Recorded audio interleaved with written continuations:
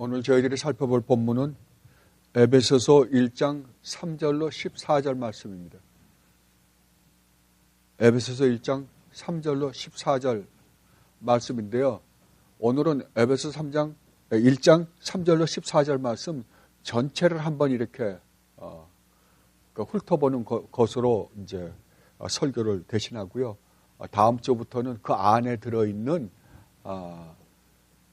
내용들이 얼마나 복된 말씀들인가를 자세하게 한 절 한 절을 우리가 살펴보도록 하겠습니다. 에베소서 3장 3절로 14절 말씀입니다. 찬송하리로다.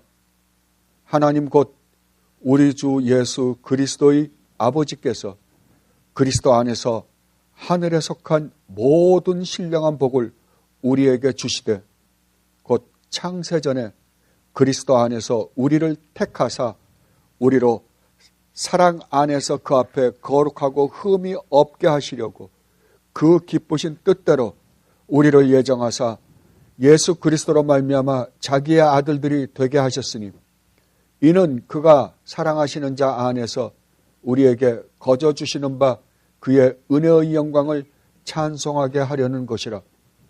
우리는 그리스도 안에서 그의 은혜의 풍성함을 따라 그의 피로 말미암아 속량 곧 죄사함을 받았느니라.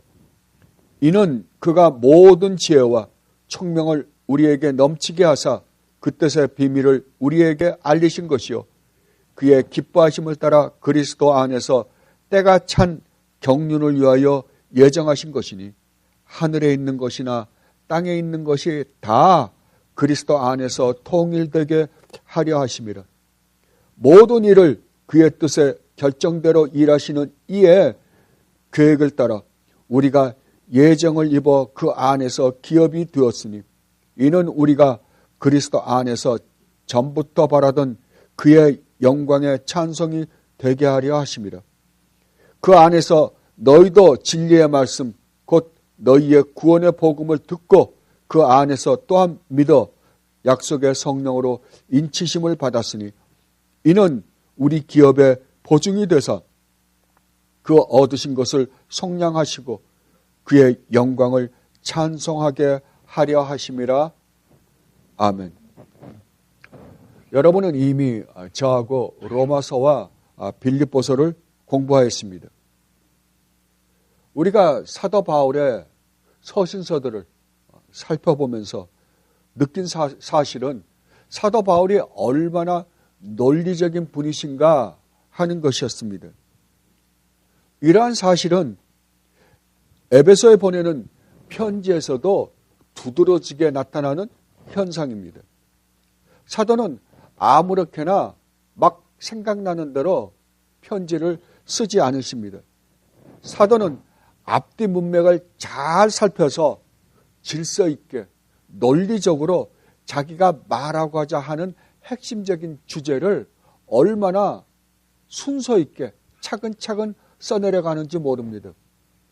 그러므로 우리도 바울이 쓰신 서신서들을 편지들을 읽을 때 언제든지 앞뒤 문맥을 잘 살펴서 읽어야 할 것입니다. 이것은 성경을 해석하는 데 있어서는 더욱더 중요합니다. 사도 바울은 1절에서 그리스도인이란 사람들은 과연 어떠한 존재인가 라는 것에 대해서 말씀을 하셨습니다. 그리스도인이 어떤 사람들이라고요? 그리스도인은 성도요, 그리고 신실한 자요, 또 그리스도 예수 안에 있는 자들이다 라고 말씀하셨습니다. 그리고 2절에 가서는 그렇다면 이 그리스도인들이 그리스도인으로서 누리는 축복이 무엇인가 라고 할 때 그리스도인들, 성도들이 누리는 축복은 은혜와 평강이다 라고 말씀하셨습니다. 그렇게 말씀하신 사도 바울이 이제 3절로 14절에서는 성도여 신실한 자여 그리스도 안에 있는 자들이 지금 누리고 있는 은혜와 평강을 과연 이들은 어떻게 해서 이러한 축복을 누리게 되었는지에 대해서 설명하기 위해서 3절로 14절 말씀을 기록하고 있습니다. 굉장히 논리적이죠. 그런데 사도 바울은 이상하게 그것을 설명하려고 시작하다가 갑자기 모든 것을 다 수도한 것 같은 말씀을 하십니다. 그게 뭐냐 그러면은 찬송하리로다 라고 말씀을 하십니다.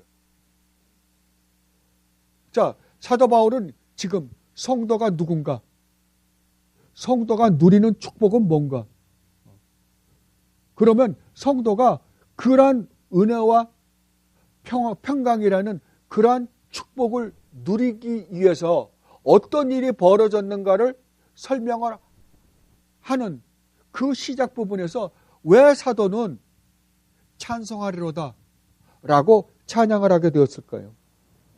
여러분, 우리가 보통 어디 가서 감격해서 안에서 정말 찬탄이 나올 때는 언제예요? 우리는 보통 그 웅장한 자연을 봤을 때, 그죠? 뭐 그랜드 캐년이라든지 무슨 높은 히말라야 산 같은 산을 보았을 때라든지, 그 다음에 또 가을에 한국의 설악산 같은데 그 아름다운 단풍을 보았을 때라든지, 나야가라 폭포 같은 그런 폭포를 보았을 때라든지, 그 다음에 맑은 곳에, 저는 가끔 가다가 그 하늘에, 우리 어렸을 때 보면 하늘에서 별이 떨어지는 것 같았어요. 지금은 공해가 너무 있어가지고 그런 걸 못 보지만, 제가 어릴 때, 자랄 때만 해도 시골에서는 밤에 여러분들 그 반딧불들 있죠? 그런 거 얼마든지 봤어요. 그리고 그 고목나무 같은 데 보면 그 인 같은 거 있잖아요. 밤에 불 꺼놓으면 그런 것들이 잘 보였다고요. 그러면 하늘에서 별이 막 떨어지는 것 같이 얼마나 많은지 몰라요. 그런 걸 보았을 때 참 우리는 마음으로부터 감탄사가 나오지 않을 수 없습니다. 그런데 사도 바울은 지금 그거보다 더한 감탄을 어디에서 하고 있어요? 지금 자기가 그리스도인에게 은혜와 평강이 어떻게 해서 오게 되었는가를 설명하려고 하면서 자기는 감격하고 감탄해서 지금 탄성을 올리고 있습니다.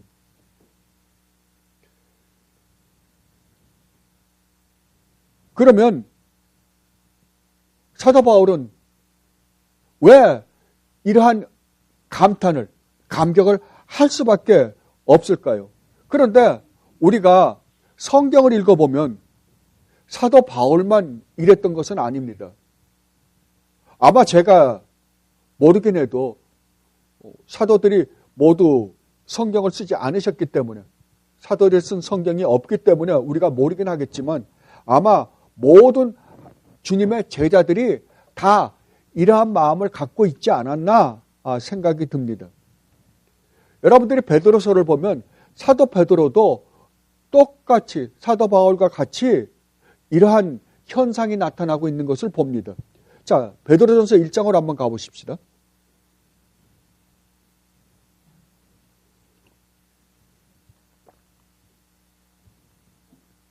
베드로전서 1장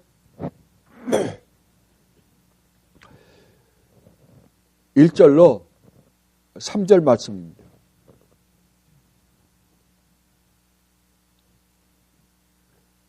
찾으셨으면 봉독해 드리겠습니다. 예수 그리스도의 사도인 베드로가 본도와 갈라디아와 갑바도기아와 아시아와 비두니아에 흩어져서 사는 나그네들인 택하심을 입은 이들에게 이 편지를 씁니다. 하나님 아버지께서 여러분을 미리 아시고 성령으로 거룩하게 해주셔서 여러분은 순종하게 되고 예수 그리스도의 핏부림을 받게 되었습니다. 여러분, 이러한 내용들을 하나하나 한번 살펴보십시오. 이 내용이 얼마나 대단한 복된 말씀인지 몰라요.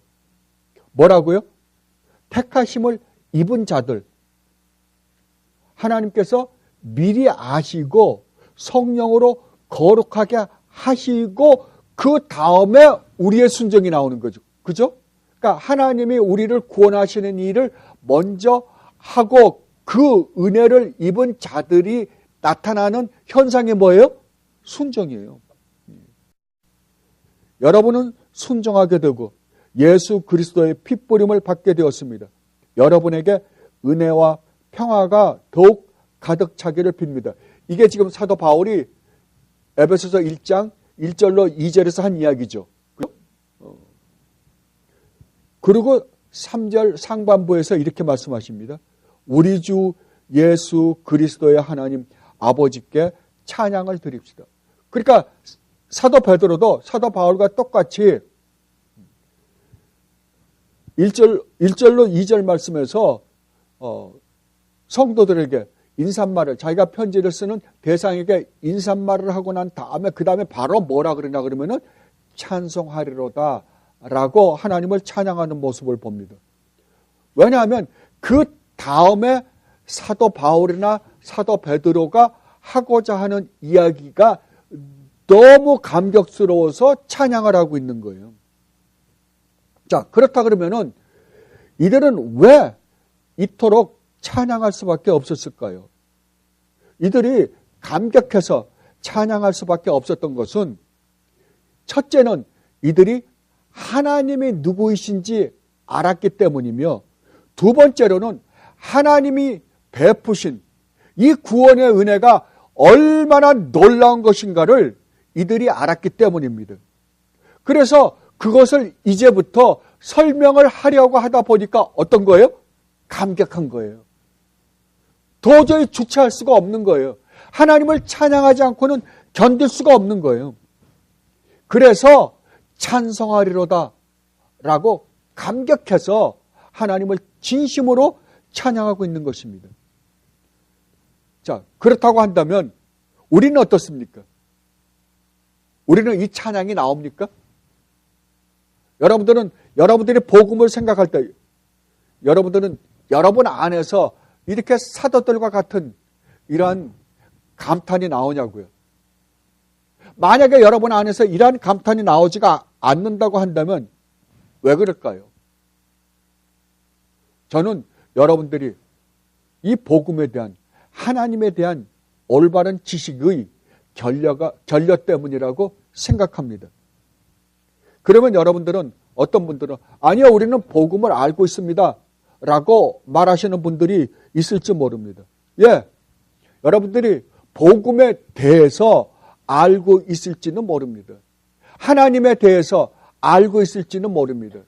하나님에 대해서 복음에 대해서 알고 있다는 것은 하나님이나 복음에 대한 지식은 여러분들이 알고 있을지 모르지만 그것이 정말 여러분의 안에서 복된 소식으로 되진 않았다는 겁니다.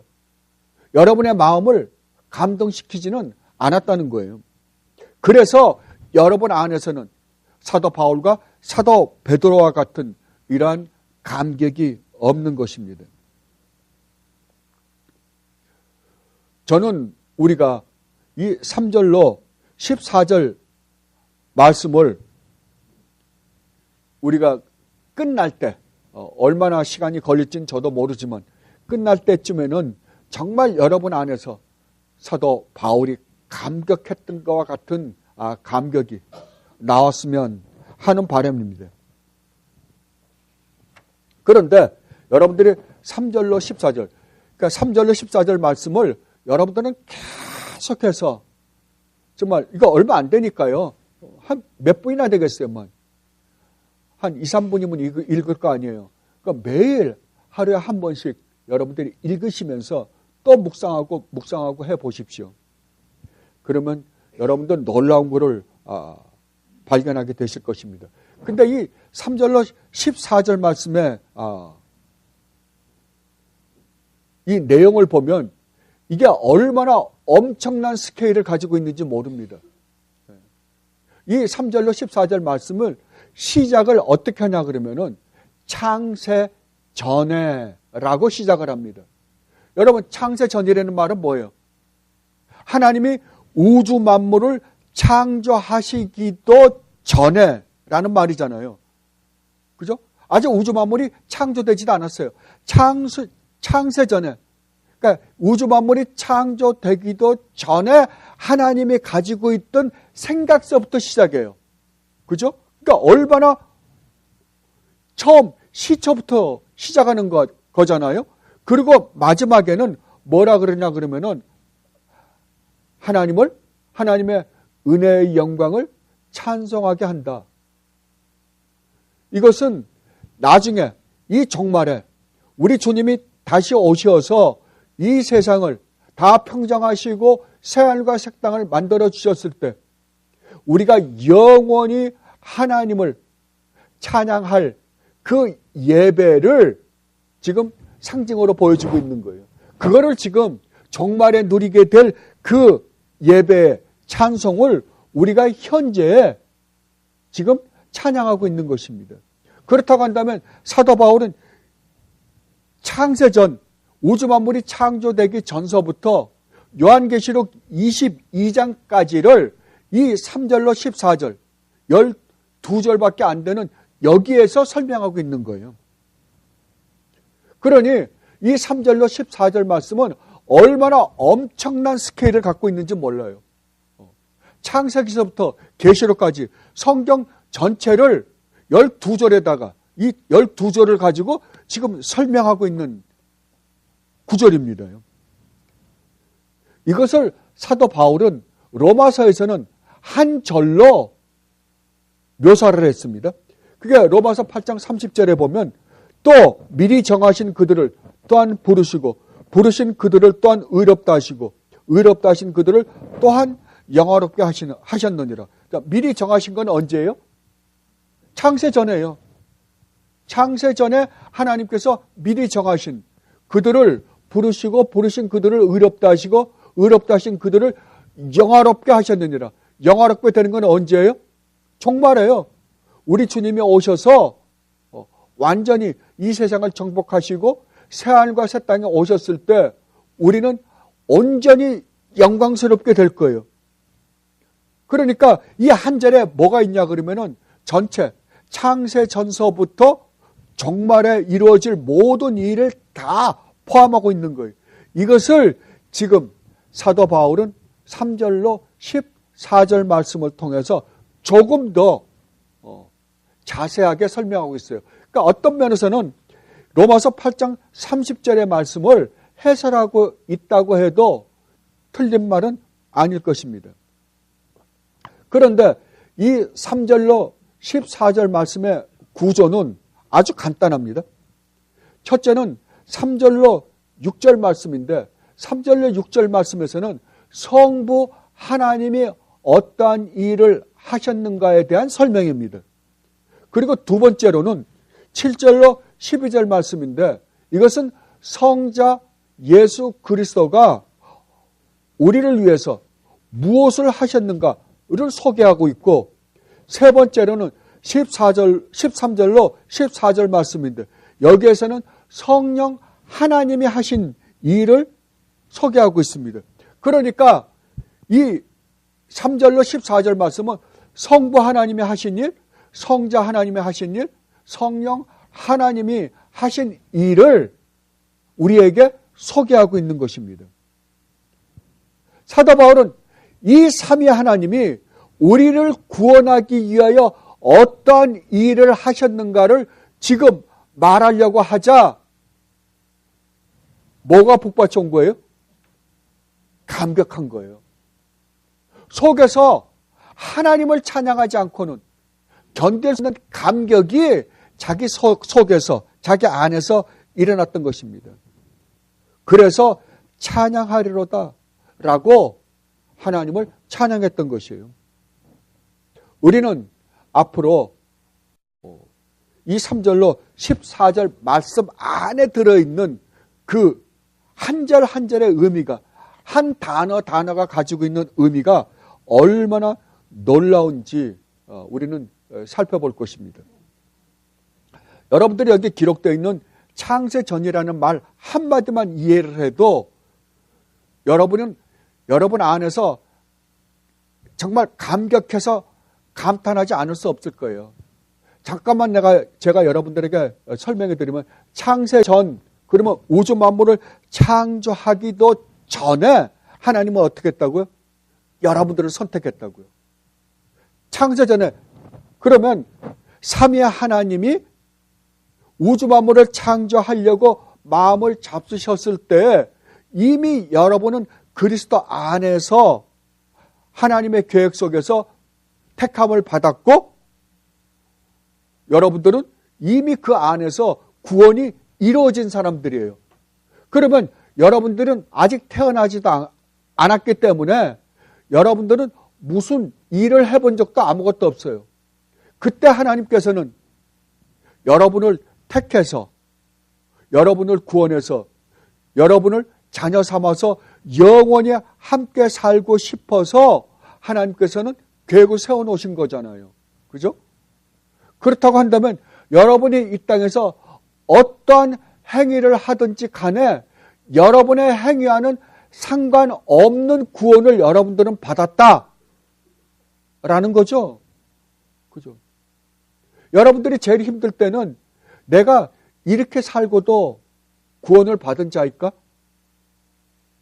내가 이렇게 연약해서 이렇게 쓰러지고 넘어지는데도 나도 나를 용서하기 힘든데 이러한 나를 하나님께서 용서하실까라는 생각이 들 때가 있을 거예요. 그러나 우리가 창세전에 하나님께서 우리를 그리스도 안에서 선택했다고 한다면 그때 이미 구원이 이루어졌다고 한다면 우리의 구원은 우리가 어떻게 하느냐에 따라서 좌지우지 되는 게 아니라 전적으로 누구 손에 달려 있는 거예요? 하나님 손에 달려 있는 거예요. 그러니 우리가 감탄하지 않을 수가 없죠. 하나님께 감사하지 않을 수가 없을 거예요. 저는 이 3절로 14절 말씀이 다 끝날 때 여러분 모두가 다 사도 바울이 고백했던 그 말씀을, 그 감격을 여러분들도 느끼고 정말 주님께 감사와 찬양과 영광을 돌리는 여러분들이 되시기를 진심으로 바랍니다. 그러면 우리가 오늘은 이제 자세하게 살펴보는 날이 아니니까 3절로 14절 말씀을 전체적으로 이렇게 뭉뚱그려서 한번 살펴보도록 하겠습니다. 그러면 첫 번째, 성부 하나님이 하신 일이 무엇이길래 사도 바울이 이렇게 감격할 수밖에 없었는가? 성부 하나님, 성자 하나님, 성령 하나님이 하신 일을 큰 틀 안에서 한번 살펴보도록 하겠습니다. 먼저는 3절로 6절 말씀입니다. 오늘 본문 3절로 6절 말씀 다시 한번 읽겠습니다. 찬송하리로다.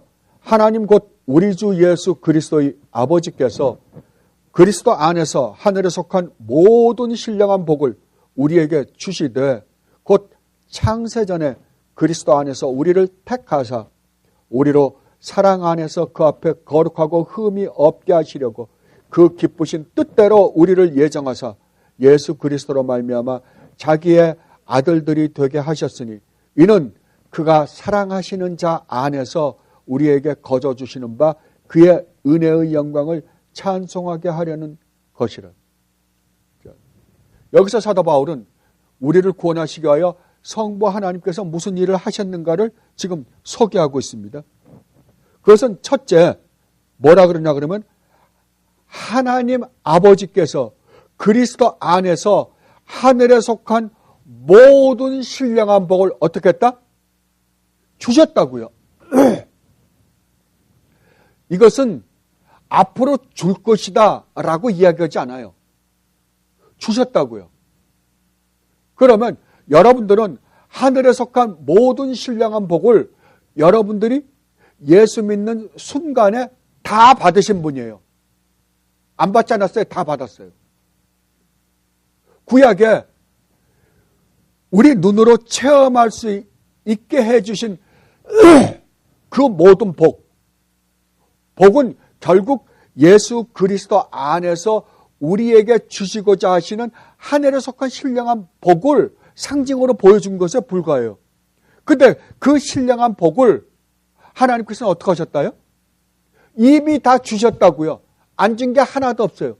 그래서 사도 베드로는 뭐라 그러냐 그러면은 성도는 신의 성품에 참여한 자다라고 이야기했습니다. 다른 말로 하면 성도라고 하는 사람들은 잃어버렸던 하나님의 형상을 회복한 사람들이다라고 이야기한 거예요. 그러면 우리는 하나님께서 우리에게 주신 그 신령한 복이 무엇인가를 이제 추적해야겠죠.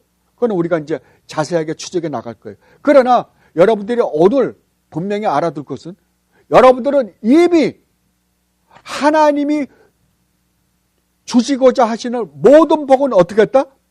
다 받았다고요. 안 받은 게 하나도 없어요. 사도 바울이 로마서 8장에서 그렇게 말씀하시죠. 하나님이 우리 편이다. 하나님이 우리 편이라고 한다면 누가 우리를 대적할 수 있겠느냐? 하나님이 자기 아들까지도 아끼지 않고 우리를 위하여 주셨는데 무엇을 더 아낄 것이 있겠느냐라고 말씀하시잖아요. 그러니까 이제 하나님이 우리에게 주시고자 하시는 복은 어떻다? 다 주셨다고요. 그런데 우리는 항상 어떻게 느껴요? 하나도 안 받은 것 같죠. 하나도 안 받은 것 같잖아요. 항상 모자란 것 같잖아요. 왜 그래요? 왜냐하면 우리는 하나님이 주신 이 신령한 복이 무엇인지를 전혀 모르기 때문에 그래요. 그러니까 다음 주에는 우리가 이것을 한번 살펴보도록 하겠습니다. 그리고 두 번째로 성부 하나님이 하신 일을 사도 바울은 창세전에 그리스도 안에서 우리를 택하셨다라고 말씀하십니다. 만약에 창세전에 그리스도 안에서 우리를 선택했다고 한다면 창세전에 하나님은 모든 걸 다 아시고 그리스도를 준비해 놓으셨어요. 그리고 우리를 그리스도 안에 예수님에게 맡기시고 우리를 선택했다고요. 우리를 선택해서 예수님에게 맡기셨어요. 그래서 예수님이 요한복음에서 그렇게 말씀하시잖아요. 아버지께서 내게 맡기신 자 다 내게로 올 것이요 내게 오는 자 내가 내쫓지 않고 마지막 날에 다시 살리는 일까지 내가 온전하게 이루어 드릴 것이다. 이것이 아버지의 뜻이다 라고 말씀하시죠. 예. 여러분은 언제 택함을 받았다고요? 여러분이 예수를 믿는다라고 고백할 때가 아니라고요. 창세 전에요. 창세 전에 선택을 받았다니까요. 창세 전에 선택을 받았다고 한다면 여러분이 이 세상에서 하나님을 위해서 어떤 일을 하기도 전에 선택이 먼저잖아요. 그죠? 이것이 얼마나 위안이 되는지 몰라요. 그리고 세 번째로 우리로 사랑 안에서 그 앞에 거룩하고 흠이 없게 하시려고 그 기쁘신 뜻대로 우리를 예정하셨다는 말은 선택했다는 말이랑 똑같은 말이에요. 예정하사 예수 그리스도로 말미암아 뭐가 되게 하셨다? 자기의 아들들이 되게 하셨다. 그렇다고 한다면 하나님이 우주 만물을 창조하시고 또 타락한 우리를 죄 가운데서 구원하신 목적은 하나님의 자녀들로 만드시는 게 목적이었어요. 어떤 자녀요? 거룩하고 흠이 없는 자녀요. 그렇다고 한다면 하나님은 우리를 구원하셔서 그 다음에 어떻게 할까요? 진짜 우리를 거룩하고 흠이 없는 자로 만드는 것이 목적이잖아요. 그래서 하나님의 영광된 자리에 데려다가 그 영광을 영원히 누리게 해주시기 위해서요. 이게 성부 하나님이 하신 일이다라고 지금 사도 바울은 말씀하고 있는 거예요. 그리고 두 번째로 성자 하나님이 하신 일을 7절로 12절에서 이렇게 소개하고 있습니다. 우리는 그리스도 안에서 그의 은혜의 풍성함을 따라 그의 피로 말미암아 속량 곧 죄사함을 받았느니라. 이는 그가 모든 지혜와 총명을 우리에게 넘치게 하사 그 뜻의 비밀을 우리에게 알리신 것이요 그의 기뻐하심을 따라 그리스도 안에서 때가 찬 경륜을 위하여 예정하신 것이니 하늘에 있는 것이나 땅에 있는 것이 다 그리스도 안에서 통일되게 하려 하심이라. 모든 일을 그의 뜻의 결정대로 일하시는 이의 계획을 따라 우리가 예정을 입어 그 안에서 기업이 되었으니 이는 우리가 그리스도 안에서 전부터 바라던 그의 영광의 찬송이 되게 하려 하심이라. 아멘. 자, 사도 바울은 성자 하나님께서 하신 일을 첫째는 우리는 그리스도 안에서 그의 은혜의 풍성함을 따라 풍성하신 하나님의 은혜로 말미암아 그의 피로 성자 하나님이신 예수 그리스도의 피로 어떻게 했다? 속량 곧 죄사함을 받았다고요. 여러분은 죄사함을 받을 사람이 아니에요. 여러분들은 이미 죄사함을 받았어요. 그죠? 죄사함을 받았다고요.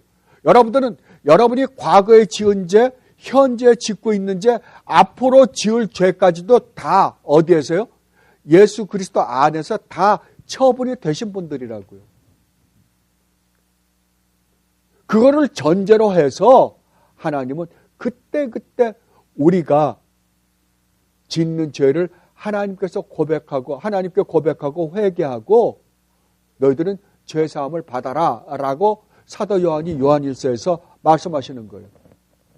다른 말로 하면 쉽게 이야기하면 여러분들은 하버드 졸업장을 그러니까 하버드 대학교 총장이 그러니까 여러분들에게 너는 네 성적이 어떠하든지 간에 너는 반드시 내가 입학을 시키겠다.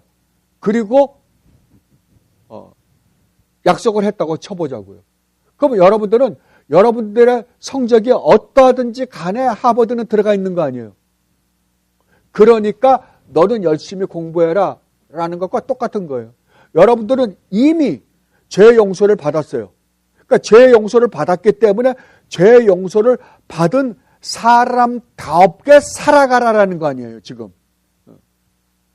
더 이상 죄 가운데 살지 말고 이미 용서를 받았기 때문에 너희는 깨끗해졌기 때문에 더 이상 죄 가운데 살지 말고 하나님의 그 선하신 말씀 가운데서 살아라 이 말이에요. 그걸 사도 바울이 에베소서 4장에서는 너희는 빛의 자녀다. 그러므로 빛의 자녀답게 살아라 이야기예요. 여러분은 이미 그리스도 안에서 다 죄 용서를 받으신 분들이에요. 그리고 두 번째로 성자 하나님이 하시는 일은 예수 그리스도로 말미암아 지금까지 알려지지 않았던 이 구원의 모든 비밀이 어떻게 됐다? 완전히 알려졌다고요. 그러니까 이제 더 이상 하나님이 우리에게 비밀로 하는 이야기는 있다 없다? 더 이상 없다고요. 그러니까 구원파 같은 사람들이 구원을 얻는 그 비밀 같은 거. 그러니까 이단들이 대개 보면 그 비밀을 자기네만 깨달았다 그러거든요. 이제 더 이상 비밀이 없어요. 예수님이 비밀이셨는데 예수님이 오시고 난 다음에는 비밀이 없어져 버렸어요. 다 밝히 드러났어요. 그 비밀을 우리에게 알려주셨다는 거예요. 아무리 구약에 위대한 모세나 아브라함이나 다윗이라 하더라도 이 비밀을 온전히 깨닫지 못했어요. 그죠? 그들이 계실 때에는 아직까지 주님이 오시지 않았기 때문에 그래요. 그들은 주님이 오셔서 자기네들을 구원할 거라는 사실은 어렴풋이 알았어요. 그러나 어렴풋이에요.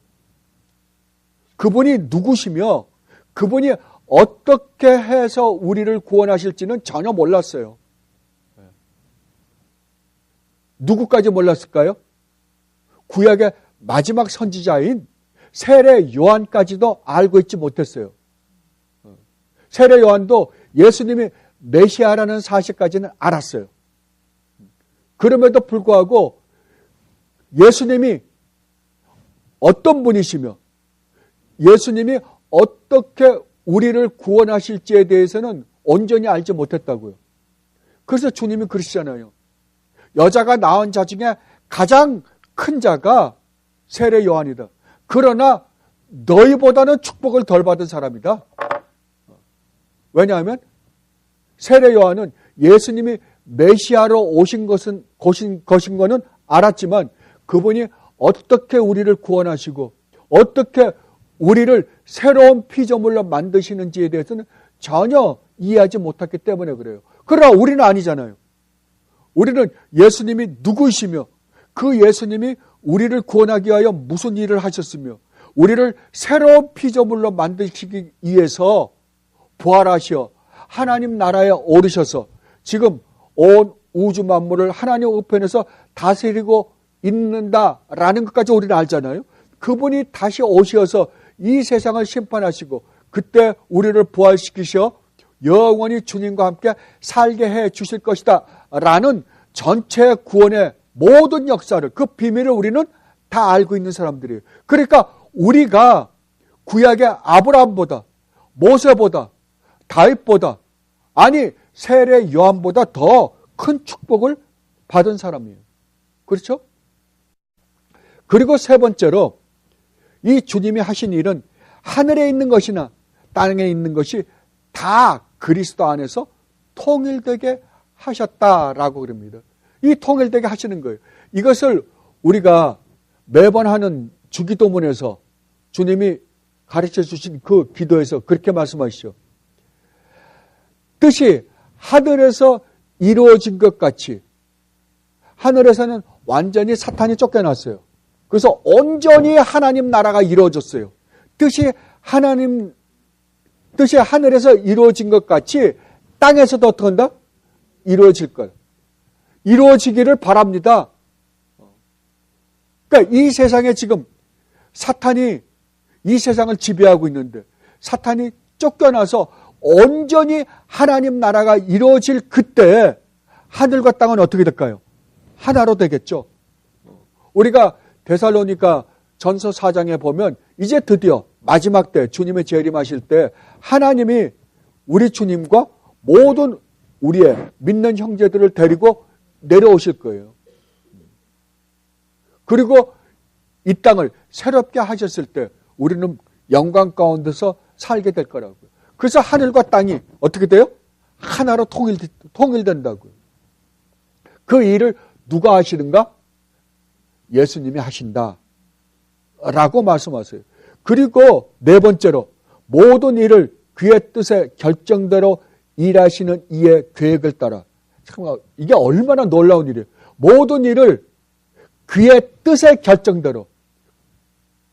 여기서 그가 누구예요? 하나님이시죠.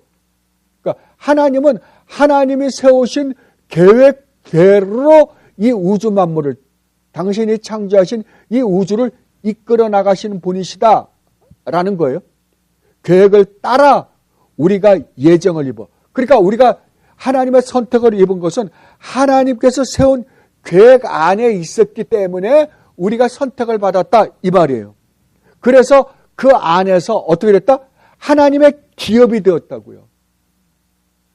우리가 하나님의 기업이래요. 이것을 사도 바울이 에베소서 1장 23절에서 아주 놀랍게 표현합니다.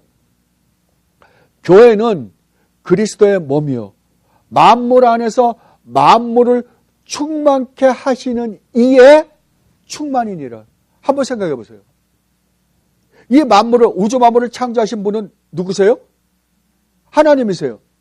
그런데 그렇다면 이 우주 만물은 전적으로 하나님이 주신 것으로 말미암아 충만해져요. 그죠? 그러니까 하나님이 저주하면 이 우주는 아무것도 안 되는 거예요. 그러니까 하나님이 주신 만큼만 우리는 먹고 즐기고 살게 돼 있어요. 그런데 이 우주 만물을 충만케 하시는 하나님은, 충만케 하시는 분이 하나님이신데 하나님 자신을 충만케 하는 것이 있는데 하나님 자신을 충만케 하는 자가 누구다? 우리다 그러는 거예요. 이것을 지금 사도 바울은 너희들이 성도들이 하나님의 기업이다라고 이야기하는 거예요. 하나님은 부족한 게 없으신 분이에요. 그죠? 스스로 자족하시는 분이에요. 만족하시는 분이에요. 만약에 스스로 만족하지 않는다면 하나님은 하나님이 아니세요. 그런데도 불구하고 하나님 뭐라 그러는 거예요? 이제부터는 나는 너희 없이는 사는 재미가 없다 그러시는 거예요. 난 너희 없으면 못 살겠다 그러시는 거예요. 이게 성도들이다. 이게 하나님이 성도에게 주신 놀라운 축복이다. 누구 때문에 온 거예요? 성자 하나님이신 예수 그리스도 때문에 이게 주어졌다라고 이야기하는 거예요. 자, 여러분 하나하나 한번 생각해 보세요. 얼마나 놀라운 건가. 그리고 세 번째로 성령 하나님이 우리를 위하여 하신 일을 이렇게 말씀하십니다. 13절로 14절에서요. 그 안에서 너희도 진리의 말씀 곧 너희의 구원의 복음을 듣고 그 안에서 또한 믿어 약속의 성령으로 인치심을 받았으니 이는 우리 기업의 보증이 되사 그 얻으신 것을 속량하시고 그의 영광을 찬송하게 하려 하심이라. 아멘. 자, 이것을 살펴보면 첫 번째는 그 안에서, 그라는 건 그리스도입니다. 예수님이세요. 너희도 진리의 말씀 곧 너희의 구원의 복음을 듣고 그 안에서 믿어 약속의 성령으로 뭐라고요? 인치심을 받았다고요. 다른 말로 하면 너는 내 것이다라, 내 것이다. 너희는 이제는 세상에 속한 자가 아니라 세상에서 건져냄을 받아 하나님의 것으로 구별시켜 놓은 자들이라는 것을 인치신 것을 뭘 통해서 하셨다? 성령 하나님을 통해서 하셨다고요. 그러니까 성령 하나님이 우리 안에 들어오신 것은 우리가 누구 거라는 산 증거예요. 우리는 이제 세상에 속한 자가 아니라 하나님께 속한 자라는 산 증거예요. 그죠? 그러니까 성령 하나님이 우리 안에 오셨으니까 절대 우리는 멸망할래야? 멸망할 수가 없는 존재들이다라는 거예요. 지옥에 갈 수가 없어요. 만약 하나님께서 그렇게 창세전에 그리스도 안에서 택해서 구하신 여러분들의 잘못으로 말미암아 지옥에 간다고 한다면 누가 따라와야 돼요? 성령 하나님도 따라가야 될 거 아니에요. 우리 안에 성령 하나님이 계신다고 한다면. 그런 일은 불가능이잖아요. 그런 일이 불가능이다 라고 성령 하나님이 우리 안에 오신 거예요. 그리고 두 번째로는 성령 하나님이 우리 기업의 보증이 되셔서 우리가 얻은 모든 것을 속량하셨고 또한 속량하실 것이다 라고 이야기합니다. 우리 기업의 보증이 되었다라는 것은, 여기서 보증이라는 것은 우리가 집을 살 때 대파짓을 하잖아요. 그 대파짓을 하면 이 집은 내가 반드시 사고야 말겠습니다 라는 보증으로 주는 거죠. 마찬가지로 하나님께서 내가 너희들을 기어이 구원에다가 너희와 함께, 나와 함께 영원히 내 나라에서 살게 해주겠다라는 보증으로, 증거로 누굴 주셨다고요? 성령 하나님을 주셨다고요. 그러니까 우리의 구원은 이제 실패할래야 실패할 수 없는 구원이라고요. 우리는 이미 주님 안에서 승리한 사람들이라고요. 승리한 사람이기 때문에 승리한 사람다웠게 또 승리하는 삶을 살아가는 거예요. 자, 그러니까 이 성도가 된 사람들의 구원은 온전히 보증되어 있는 거잖아요. 그죠? 이게 성도의 견인이에요. 그러니까 우리가 얻은 구원이 얼마나 놀라운 하나님의 크신 역사로 말미암아 되었는가를 설명할 뿐만 아니라 우리의 구원이 얼마나 안전한 것인가. 우리를 구원하기 위하여 누가 동원된 거예요? 성부 하나님, 성자 하나님, 성령 하나님, 삼위 하나님이 다 동원된 거예요. 그러니 우리의 구원이 실패할 수 있겠느냐라고 말씀하시는 거예요. 그래서 너희들은 반드시 하나님의 영광을 찬송하게 될 것이다 라고 말씀하세요. 이것을 웨스트민스터 신앙고백 소위문답 1번에서 그렇게 말씀하시오. 구원받은 하나님의 백성들이 이 땅에 살면서 행해야 하는 삶의 본질이 무엇입니까? 뭐라고요? 하나님을 영화롭게 하며 그 하나님을 영원히 기뻐하고 즐거워하는 것입니다. 영원히 하나님을 찬양하는 것입니다. 이것을 예배라고 합니다. 그러니까 하나님이 우리를 구원하신 궁극적인 목적은 예배예요. 그 예배를 너희는 반드시 하나님 나라에서 그 예배를 하게 될 것이다. 하나님의 영광에 참여해서 영원히 하나님의 그 거룩하시고 의로우시고 선하신 하나님을 배웠고 그 하나님을 즐거워하며 그 하나님을 찬양하게 될 것이다. 이것을 지금 사도 바울이 설명하려고 하다가 보니까 어떻게 되겠어요? 사도 바울은 그 안에 있는 세세한 내용 지금 다 알고 계세요. 그죠? 그러니까 사도 바울이 감격해서 어떻게 할 수가 없어서 찬송하리로다 하고 하나님을 먼저 찬송하게 된 거예요. 자, 그렇다고 한다면 우리는 왜 이러한 찬양이 나오지 않을까요? 이러한 찬양이 나오지 않는 것은 여러분들이 얻은 구원이 얼마나 놀라운 축복인가를 이해하지 못하기 때문에 그래요. 제가 가장 안타깝게 생각하는 것 중에 하나가 뭐냐 그러면은 이게 성경의 지식을 하나의 머릿속의 지식으로만 갖고 있어요. 그러니까 교리를 공부하면 무슨 해답만 갖고 있어요. 딱. 제가 항상 그러죠. 여러분들이 해답을 갖기 전에 이 해답이 왜 어떠한 과정을 거쳐서 이러한 해답이 나올 수밖에 없는지를 먼저 이해하라고요. 그걸 이해하고 나면 그 해답이 얼마나 놀라운 축복인가를 우리는 알 수 있어요. 그러니까 우리는 그러니까 사도신경이나 주기도문 같은 거를 그냥 입에서 줄줄줄줄 외우는 건 잘해요. 그런데 그 안에 들어있는 의미는 전혀 모른다고요. 의미를 모르니까 내 안에 감격이 있을 수가 없어요. 그래서 올바른 지식이라는 것은 여러분의 머리로 알고 있는 지식이 아니라 어디로 갖고 있는 지식이어야 돼요? 마음으로부터 갖는 지식이야말로 참된 지식이에요. 이것을 호세아 선지자가 얼마나 이야기를 잘했는지 몰라요. 호세아서 4장으로 한번 가보십시오.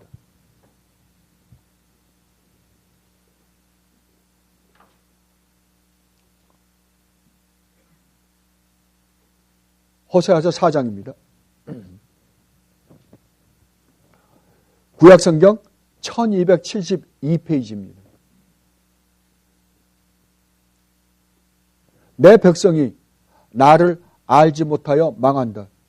내가 제사장이라고 하면서 내가 가르쳐 준 것을 버리니 나도 너를 버려서 내가 다시는 나의 성직을 맡지 못하도록 하겠다. 내 하나님의 율법을 내가 마음에 두지 않으니 나도 내 아들, 딸들을 마음에 두지 않겠다. 제사장이 많아지면 많아질수록 나에게 짓는 죄도 더 많아지니 내가 그들의 영광을 수치로 바꾸겠다. 그들은 내 백성이 바치는 속죄 제물을 먹으면서 살고 내 백성이 죄를 더 짓기를 바라고 있다. 그러므로 백성이나 제사장이 똑같이 심판을 받을 것이다. 내가 그 행실대로 벌하고 한 일을 따라서 갚을 것이니 아무리 먹어도 배부르지 않고 아무리 음행을 하여도 자손이 불어나지 않을 것이다. 이 백성이 다른 신들을 섬기려고 나 주를 버렸기 때문이다.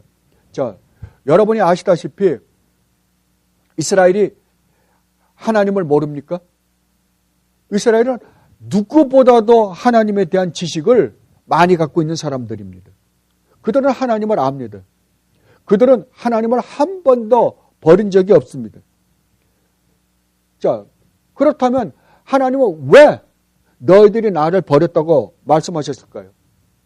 예, 여기서 이스라엘 백성들이 하나님을 버렸다는 것은 하나님을 정말로 버린 것이 아니라 하나님 외에 하나님만 섬겨야 하는 그들이 하나님과 또 무엇을 섬겼다?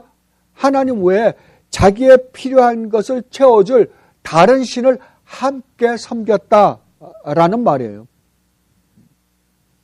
이들은 하나님을 전적으로 사랑해야 함에도 불구하고 하나님보다도 다른 것을 이 세상에 살면서 자기의 필요를 채워줄 다른 신들을 만들어서 섬겼기 때문에 하나님은 너희가 나를 버렸다라고 말씀하신 것입니다.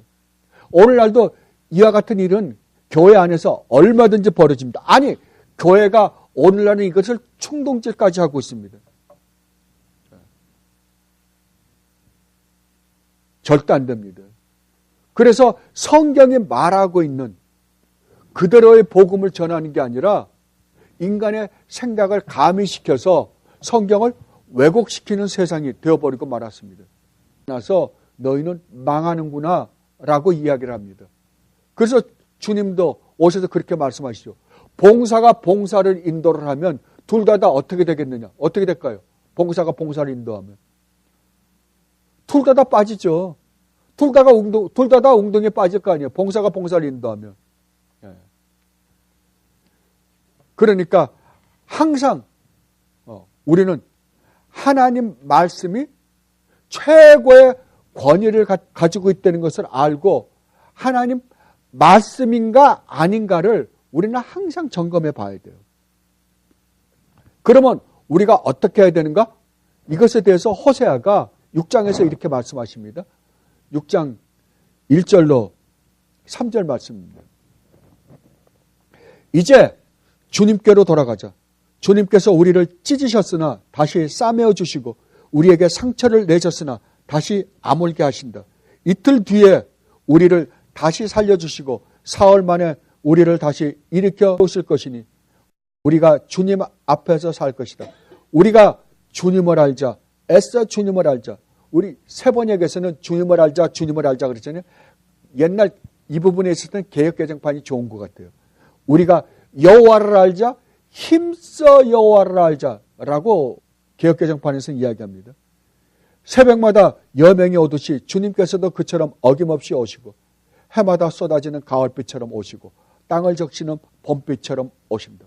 그러니까 우리가 새롭게 되어서 정말 하나님의 백성으로서 이 땅을 살아가는데 은혜와 평강과 기쁨 속에서 살 수 있는 방법은 뭐예요? 하나님을 아는 거예요. 하나님이 우리를 구원하기 위하여 하신 그 일들이 얼마나 놀라운 축복인가를 아는 거예요. 그때야 우리의 마음속에서부터 진심으로 뭐가 나온다? 감격하여 감탄할 수밖에 없다고요. 하나님을 찬양합니다.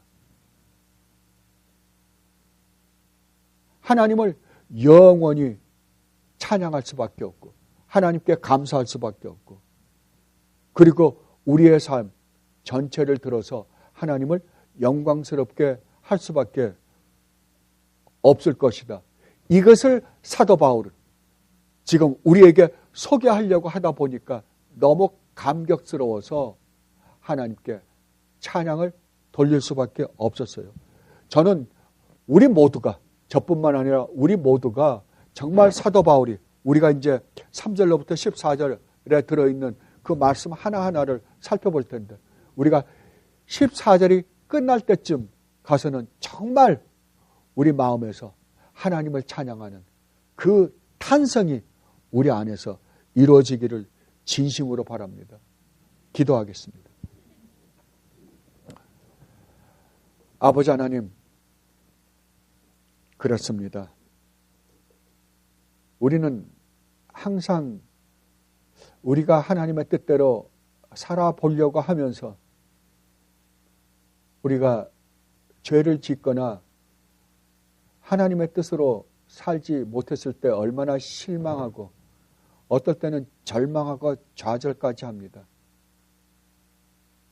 그러나 오늘 사도 바울이 소개하고 있는 이 3절로 14절 말씀을 우리가 대충 살펴보아도 정말 우리는 절망과 좌절해서 앉아있을 것이 아니라 아버지를 찬양할 수밖에 없는 자들이라는 사실을 깨닫게 되었습니다. 주님, 이제 저희들이 3절로 14절 말씀을 하나하나 살펴볼 때 그 안에 들어있는 하나님의 은혜와 사랑이 얼마나 놀라운지를 깨닫게 해주셔서 저희가 이 땅에 사는 동안 주님이 오라고 하실 그때까지 이 세상에 사는 동안 정말 주님을 찬양하고 주님께 감사하며 우리의 삶이 주님의 영광을 드러내는 삶을 사는 주님의 귀한 백성들이 되게 하여 주시옵소서. 감사하며 우리 주 예수 그리스도 이름으로 기도드리옵나이다. 아멘.